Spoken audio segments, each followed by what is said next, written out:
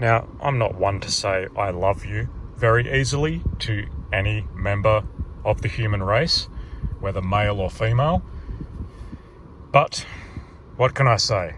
This Red 124, I absolutely love it. I drove it today to get my mother PCR tested. I have natural immunity, so I'm not overly worried about that because I've already had it, but I wore an N95 mask anyway.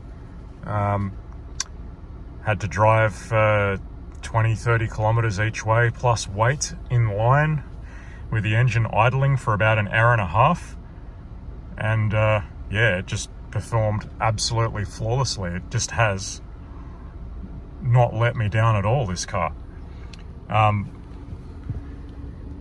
One thing of interest, someone mentioned in my video yesterday that I should try rotating the headlight level knob to see if there's increased noise in any of the lower, or should I say higher positions, because that's for when you've got an excessive load in the rear and you need to lower the headlights, because otherwise they blind oncoming drivers when you've got a big load in the rear.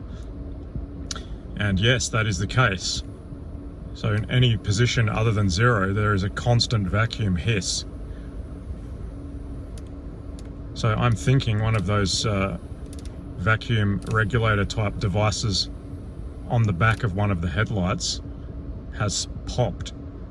I don't need the engine running to test that. I can use my handheld vacuum tester, but we'll have a look at my spare headlight and see if I even have a spare pod to use should I find that one of mine is blown.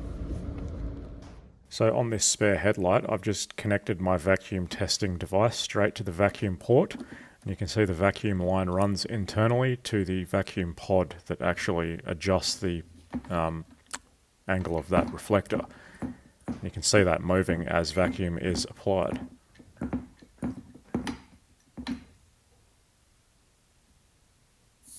When it's released, it flies back pretty quickly.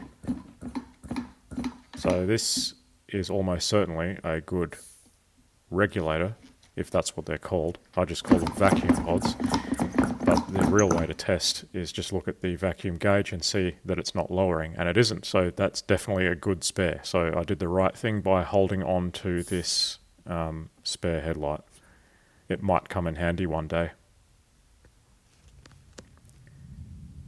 Now, the headlights that I got for Red actually have these weird yellow adapters connected to them.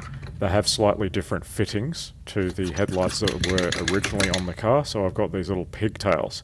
And you can see there's definitely a leak there. That's quite an enormous leak. So I went ahead and removed that pigtail just to test the connection directly at the headlight. It is a slightly different connection, and pushing the rubber on there directly doesn't provide as positive a fit as the originals, but it does actually work. And you can see with the tester connected directly to the headlight, there's absolutely nothing wrong with it.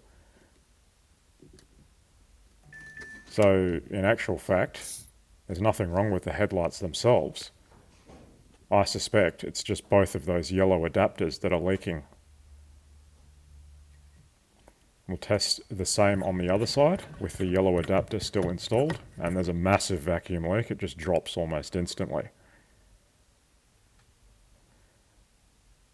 And you'll have to take my word for it on this side because it just popped off, but yes, that is holding vacuum with a direct connection. So the issue is these. I don't know if that O-ring inside is actually replaceable, but on both sides it was kind of a loose fitting, so that's absolutely the problem. And those adapters don't actually fit on the earlier version headlights that don't have the barb for them to snap onto, so there is a difference in the headlight design for some reason.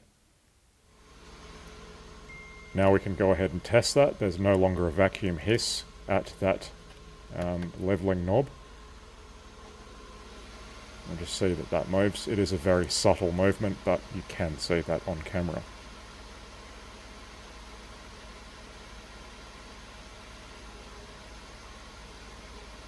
What will make it even easier to see is if the camera is in a fixed position on the car, like so, and now we can see very clearly that that headlight is going down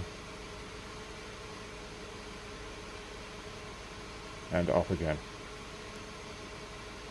And we can do the same with the other side, just to make sure both sides are working equally. And indeed they are. So that is a $0 fix. You can't get any better than that.